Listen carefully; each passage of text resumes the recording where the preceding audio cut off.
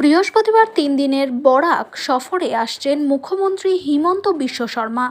শিলঘাটে বরাক নদীর ওপর প্রস্তাবিত সেতুর শিলান্যাস করবেন মুখ্যমন্ত্রী।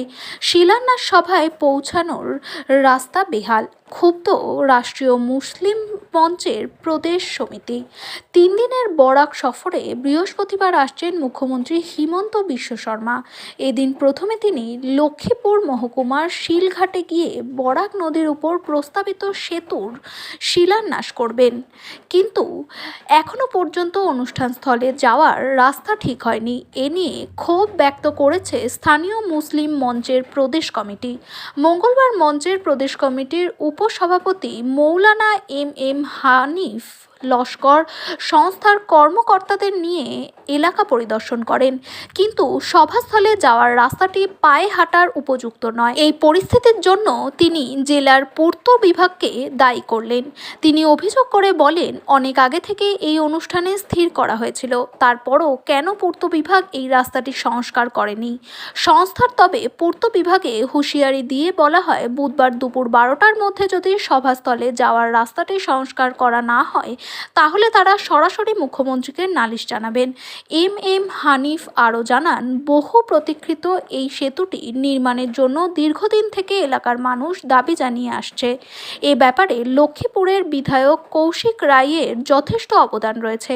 তাছাড়া উত্তর পূর্ব ভারতের ইসলামিক চিন্তাবিদ হজরত মৌলানা শেখ আহমেদ সৈয়দ গোবিন্দপুর দীর্ঘদিন থেকে রাজ্য সরকারের কাছে এখানে সেতু তৈরির দাবি জানিয়ে আসছেন। যেহেতু মুখ্যমন্ত্রী হিমন্ত বিশ্ব শর্মার হাত ধরেই এই শুভ কাজের সূচনা হতে চলেছে, তাই রাস্তা যাতে কোনো ব্যাঘাত না ঘটায়, এর জন্য অবিলম্বে পদক্ষেপ নিতে জেলা শাসককেও আবেদন জানানো হয়েছে। করিমগঞ্জ থেকে সুস্মিতা দাসের প্রতিবেদন, প্রথম আলোর বার্তার পর্দায়। সঙ্গে থাকুন, ভরসা রাখুন। একদম বন্দর মাটির মতো হয়ে গেছে। আমরা আল চালাই যে আল চালার মতন হয়ে গেছে। তখন আলি আনি আর রুয়ার হইতো, কোনো কাজ লাগছে না। রাস্তা দুয়ারও হইতো, হ্যাঁ রুয়ার হইতো, সিএম আইতে কাটকে।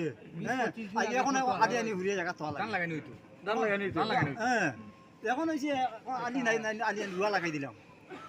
কি অবস্থা আমরা আটি দেবো তাই কিরকম ভাবছি কিরকম আটি ওই এছাড়া তো উপায় নাই। হ্যাঁ তো সাইড কাটিয়া উঠতে দিলে উচ্চা মানে পাথর দিলে কি সুন্দর হয়েছে।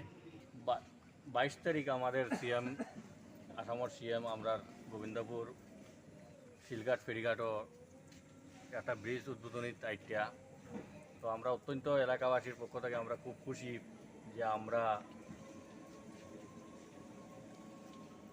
প্রায় 100 বছর আগর আমরা একটা স্বপ্ন বাস্তবায়িত হওয়ার, যেটা 10 লক্ষ 15 লক্ষ মানুষের একটা স্বপ্ন আসলো যে শিলঘাটে একটা ব্রিজ হওয়ার, সেই ব্রিজটা যে আজকে বাস্তবায়িত হওয়ার, এই বাস্তবায়িত হওয়ার সময়ে যে একটা আজকের যে পরিস্থিতি, একদিকে বৃষ্টি আমরা একটু দিকদারি দেয়, তবুও কিন্তু পিডব্লিউডি ডিপার্টমেন্টর মাধ্যমে এটা আগে থেকে পদক্ষেপ নেওয়া দরকার আসলো যে এই রাস্তা যে সিএমর উপযুক্ত করা, আবার উপযুক্ত করা বা হাজার হাজার মানুষ এখানে জমায়েত হইব।